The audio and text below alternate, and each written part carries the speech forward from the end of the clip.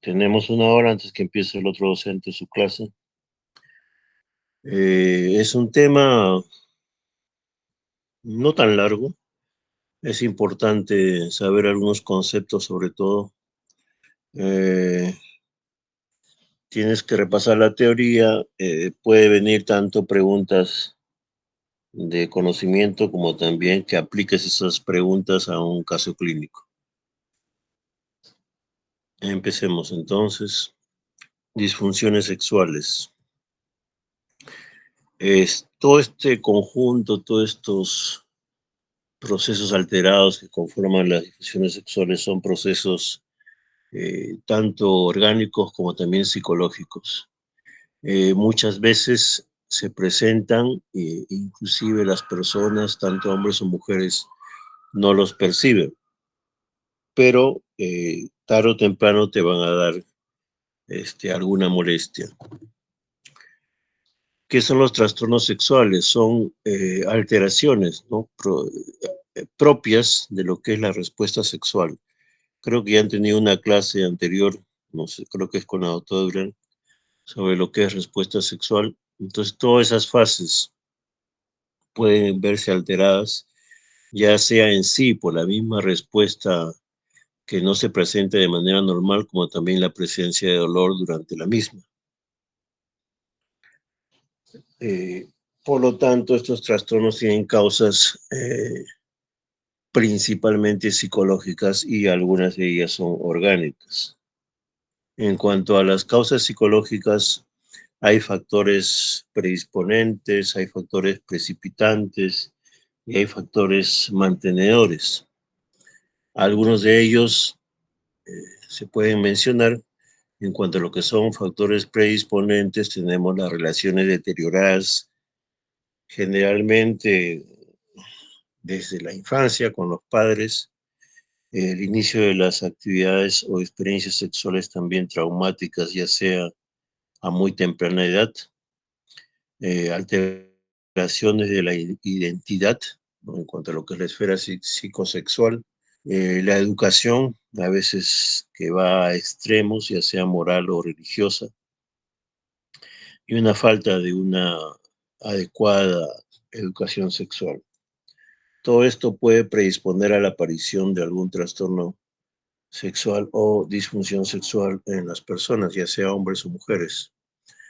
¿Cuáles son los factores que desencadenan o precipitan la aparición de estos cuadros? Son experiencias sexuales traumáticas, problemas generales en la relación de pareja, eh, experiencias de infidelidad, ¿no? Expectativas que a veces no son acordes con la realidad, alteraciones de la respuesta sexual en la pareja, no tanto en uno, sino en la pareja, eh, fallos circunstanciales, fallos pasajeros que pueden desencadenar la aparición de estos cuadros.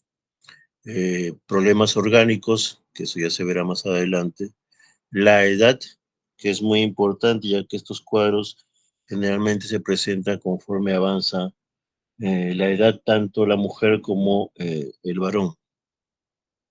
Estados psicológicos ya más graves, como depresión y ansiedad, que pueden influir en esta respuesta sexual. Bueno, el parto, porque llega un periodo de lo que es el puerperio, donde pues la mujer tiene que recuperarse de todo ese proceso que ha sido el embarazo, proceso fisiológico que puede alterar las hormonas y por lo tanto la respuesta sexual. Una vez apareció el cuadro, hay cosas que lo mantienen, que a veces no condiciona solamente que sean pasajeros, sino que ya se mantienen a lo largo del tiempo, ¿no? Se puede producir una ansiedad ante la interacción sexual, pensar que va a haber fallo, fracaso, sentirse culpable tal vez por ese factor o situación precipitante que hubo, ya problemas de pareja, tanto en lo que es atracción, comunicación y otros sociales con la misma pareja, miedo a la intimidad por diversos factores, cómo se percibe la persona, su autoimagen, ¿no? La falta de información, sobre todo en edades tempranas, escaso tiempo de actividad sexual precoital. Y obviamente la esfera mental, que es pues muy importante en la aparición de estos cuadros como ansiedad, consumo de drogas, falta de lo que es una buena alimentación, estados depresivos que pueden llevar a la aparición de estos trastornos. En cuanto a la aparición de estas disfunciones respecto al tiempo, ¿no? Hay trastornos que han existido desde inclusive el inicio de la aparición de la actividad sexual. Se consideran, por lo tanto, de toda la vida. Los adquiridos que han aparecido después que ha habido un periodo normal de respuesta sexual o de actividad sexual por parte del hombre o la mujer. Los generales, ¿no? Que no solamente se limitan a ciertas clases de estimulación, de situaciones o de parejas, sino de manera general, mientras que los situacionales son aquellos que se desencadenan cuando hay una estimulación, una situación especial o un compañero especial que desencadene la aparición de estos cuadros. Pueden haber factores combinados, puede haber factores psicológicos asociados a estos cuadros. Por lo tanto, ¿qué es una disfunción sexual? Es la dificultad, ¿no? Que se presenta durante la respuesta sexual o cualquier etapa del acto sexual. Ya han visto ustedes que es las etapas, la excitación, la meseta, el orgasmo y la resolución. Eso creo que ya lo han explicado en la anterior clase. Entonces ocurre una dificultad o una alteración en esta respuesta, en esta etapa del acto sexual, en cualquiera de ellas, que evita que el individuo o pareja disfrute de la misma actividad sexual. Puede ser tanto en el hombre como también en la mujer. Pueden haber factores emocionales, pueden haber factores físicos. En los emocionales, problemas interpersonales, problemas psicológicos, en físicos, consumo de sustancias eh, psicoactivas, drogas, medicinas que se toman de forma crónica, y ya lo veremos en un ratito, enfermedades, ya sea metabólicas, endocrinas, alteraciones hormonales y raras veces enfermedades congénitas. Entonces, si quiero yo dividir, clasificar de acuerdo a su causa, de manera general podríamos tener que son de causa orgánica, de causas funcionales o de causas psicológicas. En las orgánicas, por ejemplo, problemas del sistema nervioso central, ¿no? En cuanto a las funcionales, alteraciones hormonales son las principales, sobre todo conforme uno avanza en la edad. Es raro que se presenten en personas jóvenes. Y las de psicógeno, pues todo lo que envuelve problemas psicológicos o mentales en la persona, como el estrés, depresión, ansiedad, etcétera. Algunas enfermedades son factores desencadenantes o precipitantes de estos problemas. De manera general, son los factores, en primer lugar, los cardiovasculares, ¿no? Donde ahí va a influir lo que es la edad, la presencia de presión arterial alta, alteraciones del colesterol, la falta de ejercicio físico, el consumo de tabaco. Estos pueden influir sobre todo en lo que es la parte endotelial de los vasos sanguíneos, ¿no? Acá tenemos que la causa más común de las disfunciones sexuales es el origen vascular, ya sea en su respuesta por alguna alteración propia orgánica del vaso o los mecanismos hormonales que influyen en estos, ya sea a cualquier edad, joven o más adulta, ¿no? La diabetes, enfermedades metabólicas, Obviamente se afecta, como en todos los demás vasos del cuerpo, el endotelio, produciendo una alteración, una falta de respuesta normal a lo que es vasodilatación o a lo que es estrechamiento. Vasodilatación de la parte arterial y falta de estrechamiento de la parte venosa. En el caso del varón. ¿Influye también en la mujer? Sí. ¿Por qué? Porque en la mujer se afecta sobre todo la lubricación, como ahí mencionamos. Eh, Más o menos se dice que a los 10 años de aparecido la enfermedad puede aparecer una disfunción eréctil, sobre todo en los varones. Por lo tanto, esto requiere que haya un control metabólico eh, del cuadro de diabetes.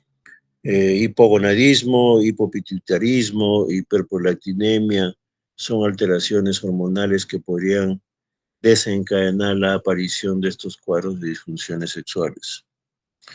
Igualmente la parte tiroidea, que ya es merecedor de un estudio particular sobre cada cuadro. Pero todos tienen que influir tanto en la respuesta del endotelio como también en problemas hormonales. En cuanto a problemas renales, es multifactorial. Más o menos un 80% de los varones puede presentar estas disfunciones sexuales, mientras que la mujer sobre todo se ve afectada en lo que es en la parte del deseo, ¿no? La parte de la segunda fase de lo que es excitación, aproximadamente en un 70%.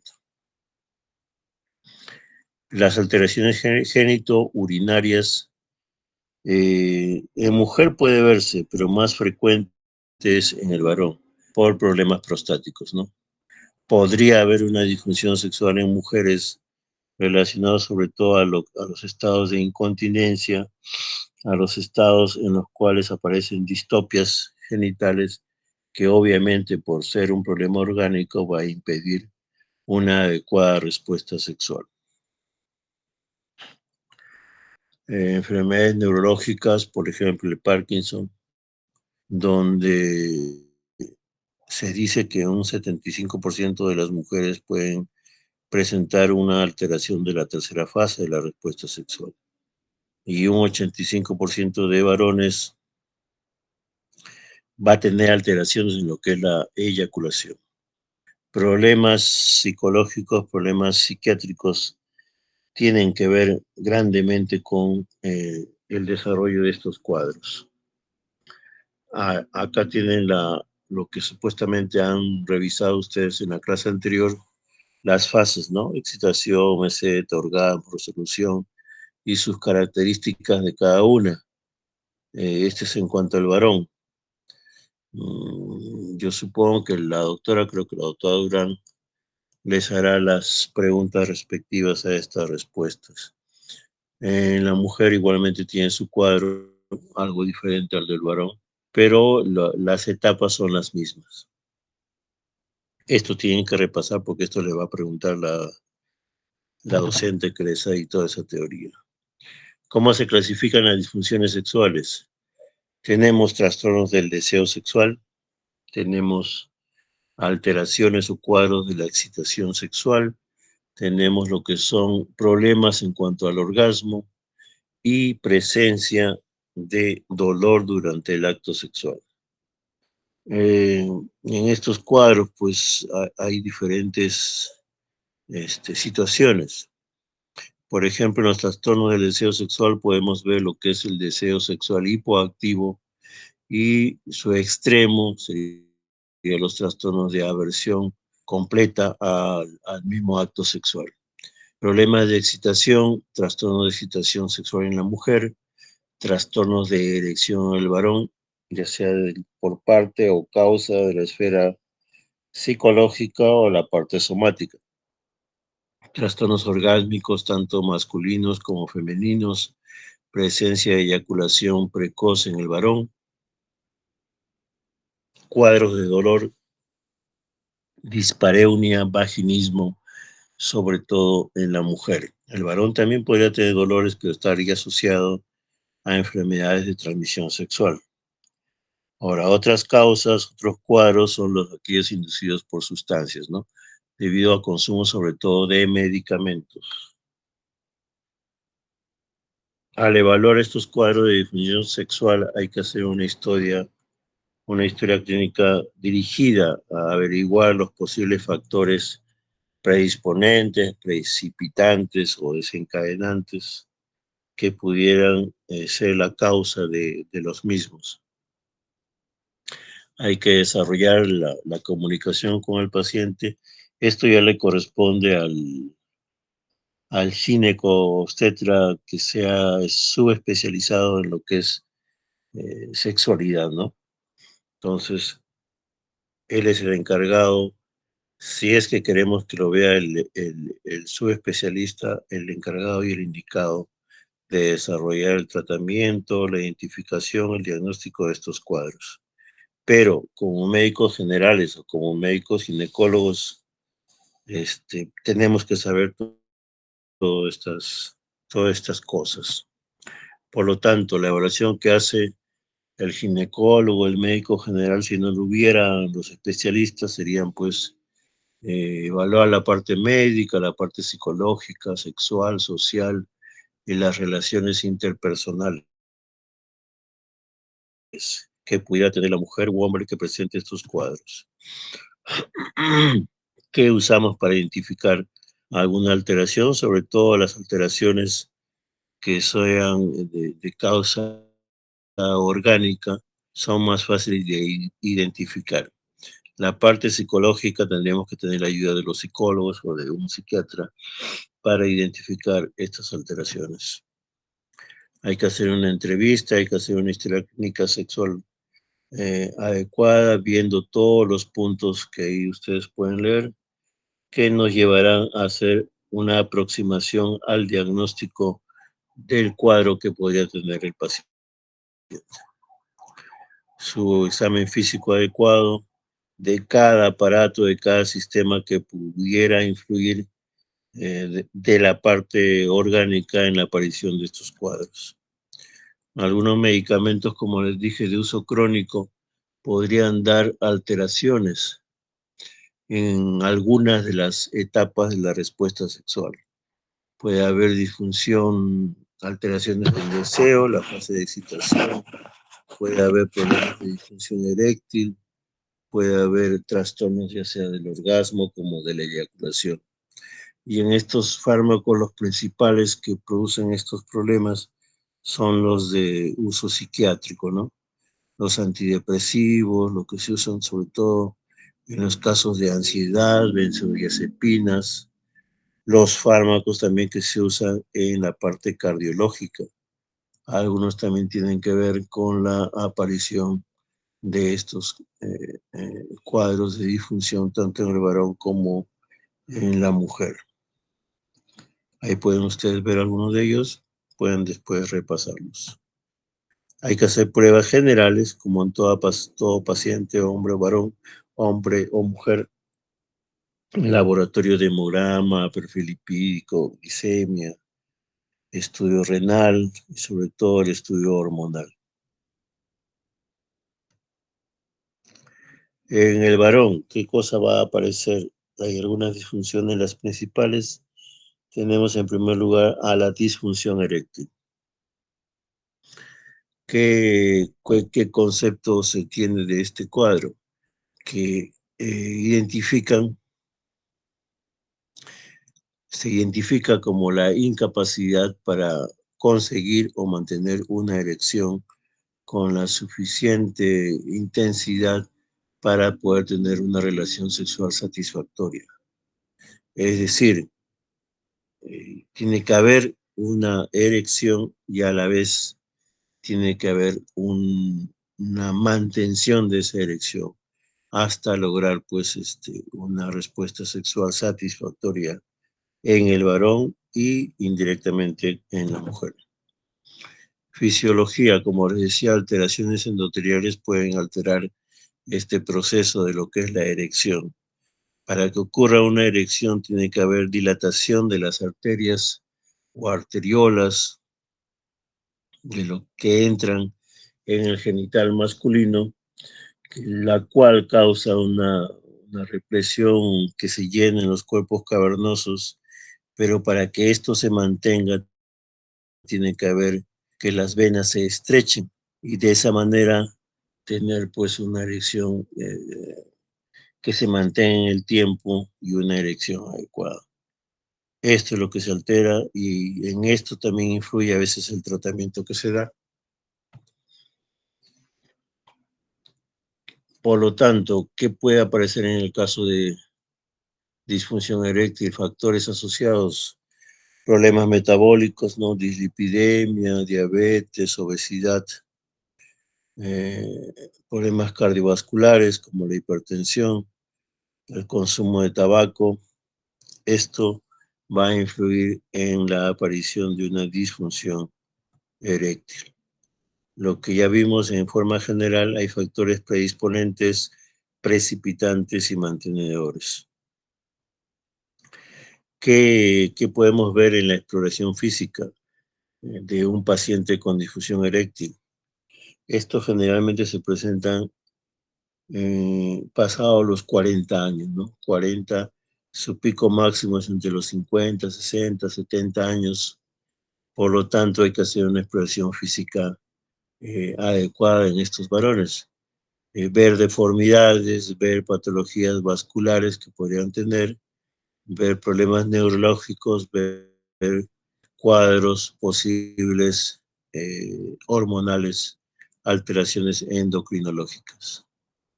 Son diferentes las causas orgánicas que podrían influir en la aparición de estos. El tratamiento, antes antes del año 2098 más o menos, no había pues un tratamiento específico para estos casos. Era más que todo psicoterapia, tratamiento hormonal con testosterona, pero en sí no había una buena respuesta antes de ese año, 99, 2000, en que aparecieron los medicamentos para tratar esto. El primero de ellos que apareció fue el Viagra o el sildenafilo, que fue pues una revolución en ese momento, ¿no? Para el tratamiento de la disfunción eréctil en los varones. Posteriormente ya se encontraron otros medicamentos con algunas ventajas o desventajas que se observan, pero comparando con el sildenafilo. Acá podemos ver tres de ellos.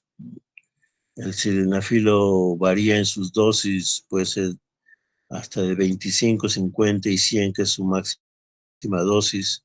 El tadalafilo de 10 a 20 miligramos, que es la máxima dosis. Y el vardenafilo, que es de 5, 10 y 20 miligramos. ¿En qué se diferencian? A veces en lo que es el tiempo, ¿no? El tiempo de duración y el tiempo en el que aparece una adecuada respuesta al medicamento. Hay que mencionar que estos medicamentos no son afrodisíacos. O sea, esto se toma y lo que va a favorecer es la respuesta del vaso sanguíneo, la respuesta vascular que hay en el proceso de erección. Por lo tanto, tiene que haber una estimulación previa adecuada, un deseo, una fase de excitación adecuada para que se produzca la erección administrándose este medicamento. Si no, no, pueden tomar, pero si no hay una estimulación, no hay erección, nada. Entonces el factor psicológico tiene mucho que ver en la adecuada respuesta de esta medicación. Eh, la diferencia en la duración. El sildenafilo tiene una respuesta entre 6 a 12 horas en que dura su efecto. El que más dura es el tadalafilo, que puede tener una respuesta hasta de 36 horas, o sea, 3 días. Por eso le decían el medicamento del fin de semana. Y el vardenafilo, que es de duración intermedia. La eficacia es más o menos de un 70-80% en los pacientes, sobre todo en aquellos que no hay tanto un problema vascular. eh, sí llega a funcionar.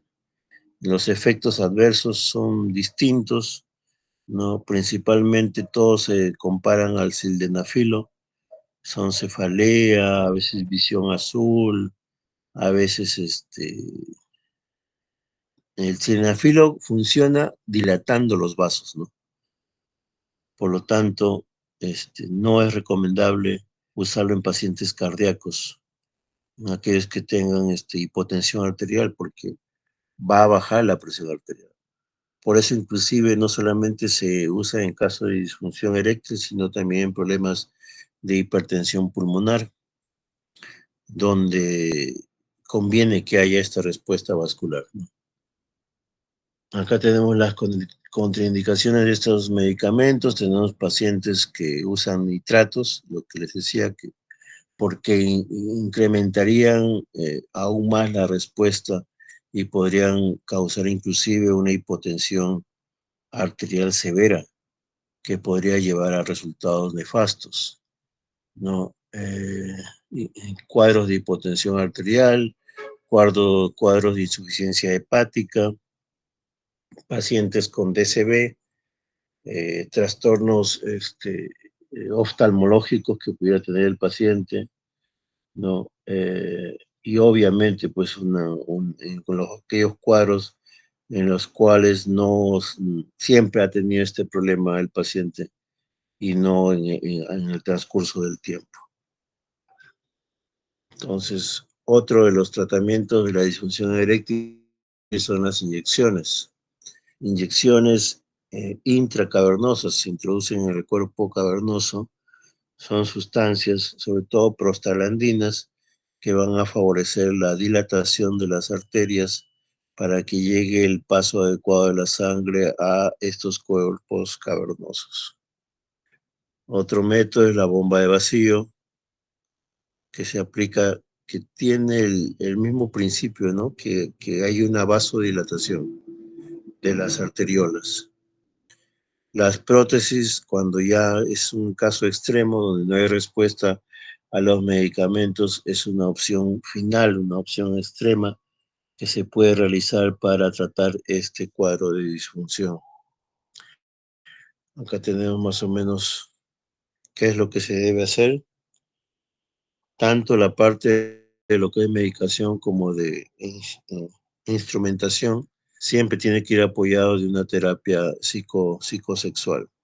Tenemos en la base todo lo que es medicamentos, que ya se les mencionó, eliminar o disminuir factores de riesgo, como son fumar, compensar cuadros metabólicos, ver tal vez inyección de testosterona en aquellos que tengan una deficiencia notable de esta hormona, ¿no? Eso es en cuanto a la base del tratamiento, la base de la pirámide del tratamiento de la disfunción eréctil. Después, si esto no funcionara, ya se recurre a lo que son las inyecciones intracavernosas, a la bomba de vacío o a las prótesis, que serían un último caso. Otro cuadro de disfunción en el varón es la eyaculación precoz. Se define esta como la eyaculación persistente, ¿no? O recurrente como respuesta a una estimulación sexual mínima, ya sea antes, durante o poco después de la penetración y antes de que el mismo varón lo desee. ¿Cuáles son las causas? Fármacos, factores orgánicos, la respuesta a la intensidad de la estimulación sexual, falta de control del reflejo eyaculatorio por parte del varón, o un umbral alterado, un umbral muy bajo para la respuesta o para la estimulación, ¿no? Falta de habilidades en cuanto hacia el manejo sexual por parte del varón, que se acompaña muchas veces de ansiedad y que puede desarrollar la aparición de esta disfunción. Eh, Muchas veces, inclusive aprendizajes malos, ¿no? En estos casos, a veces los varones que tienen la experiencia con las trabajadoras sexuales, es muy frecuente que desarrollen estos problemas porque con las trabajadoras sexuales, pues el tiempo es dinero y a estas señoras o señoritas les conviene que el varón pues termine lo más rápido posible. Entonces, ese sería un ejemplo de lo que es trastornos de la habilidad y sobre todo aprendizaje o mal aprendizaje de lo que es la respuesta sexual o cómo debe comportarse durante el acto sexual el varón. Alteraciones de pareja, conflictos, ¿no? Problemas psicológicos que pueden aparecer en estos cuadros. ¿Qué tratamiento en aquellos hombres con eyaculación precoz? Tenemos los antidepresivos, justamente lo que les mencionaba antes, ¿no? Algunos de ellos, sobre todo la sertralina, los inhibidores de la recaptación de serotonina, la sertralina tiende a prolongar la respuesta al estímulo, ¿no? Eh, es una especie de retardante de lo que es la aparición de la, del orgasmo en el varón. Hay que ver tratamiento etiológico orgánico si lo tuviera, y hay que hacer terapia de pareja o individual de acuerdo al caso. Ah, Se pueden recurrir a procesos o entrenamientos de métodos de relajación, ejercicios de Kegel, no presionar, no tener relaciones o actos con mucha presión, donde tiene que colaborar obviamente la otra pareja, eh, y en algunos casos, pues los retardantes, ¿no? Que ya sean en crema o ya sean con preservativo, que disminuyan la respuesta o la estimulación durante la penetración.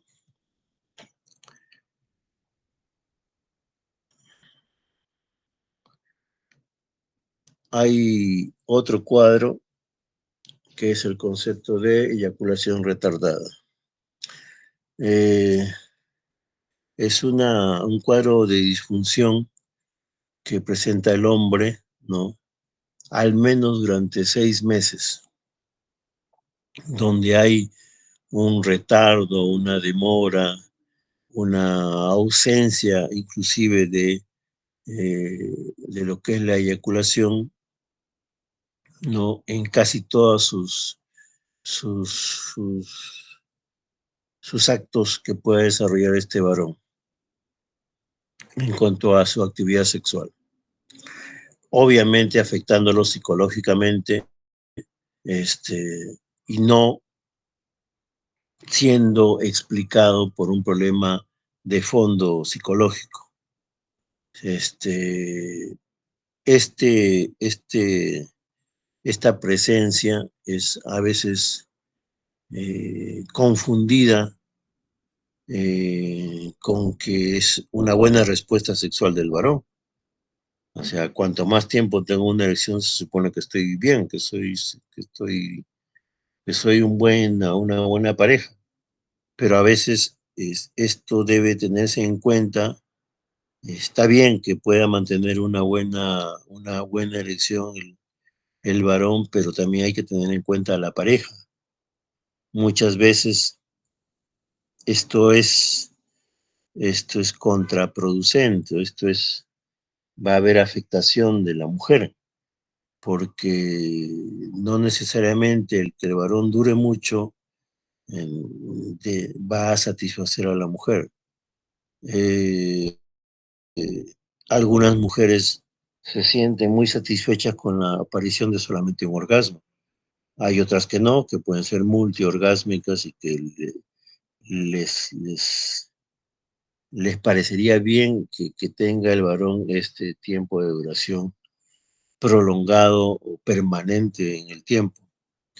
Eh, por eso dependerá también de la pareja, en este caso de la mujer. Se dice que el periodo de latencia normal considerado es de 3 a 6 minutos por cada acto sexual que pudiera tener el varón. Entonces, es un cuadro que a veces puede ser bueno, como también a veces puede ser malo. Dependerá de la situación y de la evaluación que se haga. No, esto se clasifica de acuerdo a la situación, de acuerdo al tiempo que pudiera aparecer. Se dice que es una eyaculación retardada ligera cuando por lo menos el varón requiere entre 30 a 45 minutos.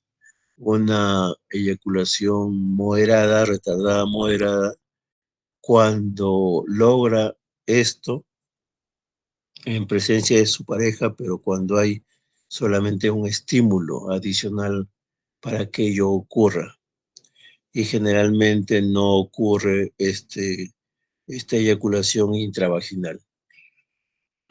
Y severa cuando esto no tiene que ver ni inclusive con la pareja, sino solamente cuando hay una autoestimulación en el hombre.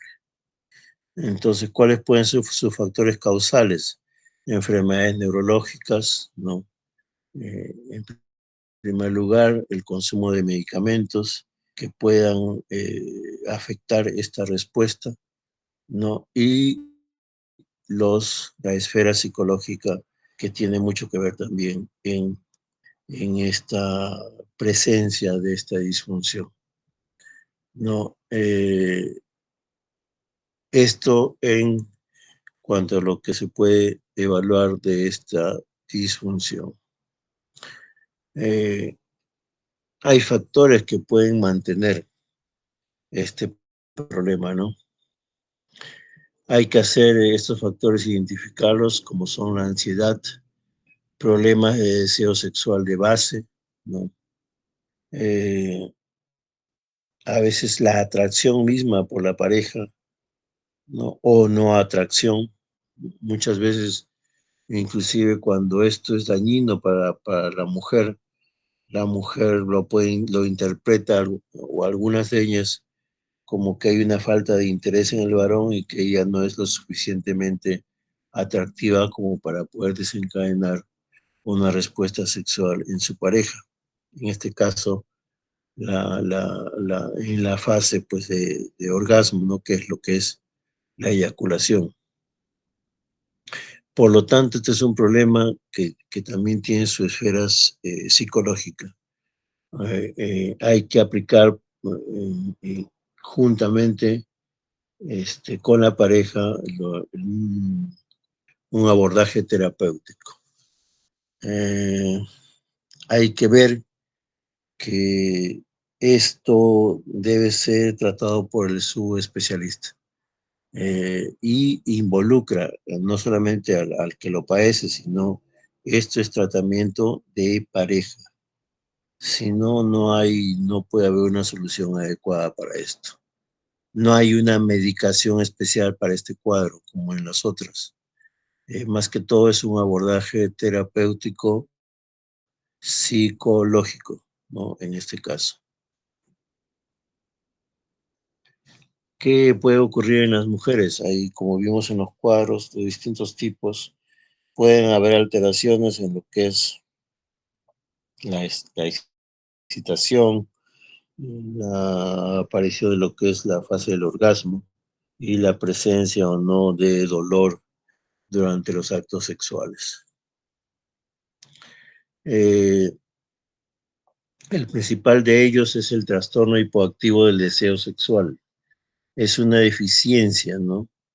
que persiste a lo largo del tiempo, donde se ve una ausencia de fantasías o pensamientos sexuales y o deseo de la actividad sexual, pero esta presencia o ausencia de deseo se va a acompañar siempre de una afectación personal en la mujer. Se dice que si no hay angustia, no sería un trastorno hipoactivo del deseo sexual, sino simplemente sería un bajo deseo sexual y no se consideraría un trastorno. Lo opuesto, lo extremo, es el trastorno por aversión al sexo, donde hay una aversión extrema con obviamente evitación de todo contacto sexual. Y trastornos de la excitación sexual se ven como la incapacidad para obtener o mantener una lubricación. La epidemiología afecta más o menos a un 10% de la población femenina. Hay factores a veces difíciles de identificar. Hay que ver todo lo que es la parte orgánica y la parte psicológica.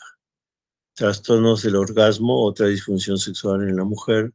Puede haber una de causa primaria, secundaria o situacional, ¿no?